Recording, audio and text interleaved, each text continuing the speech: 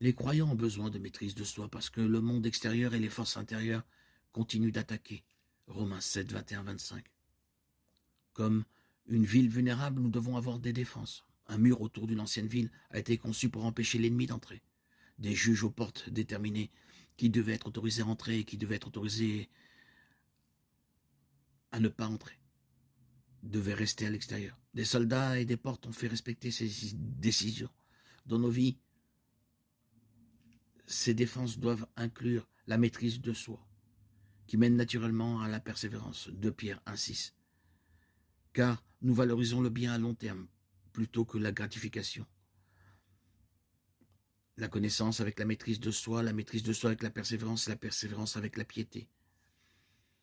La maîtrise de soi est un don qui nous libère. Elle nous permet de profiter des bienfaits d'un corps sain. Elle nous permet de nous reposer dans la sécurité d'une bonne gestion. Elle nous libère d'une conscience coupable. La maîtrise de soi limite l'indulgence de nos désirs insensés, nous trouve la liberté d'aimer, de vivre comme nous sommes censés le faire.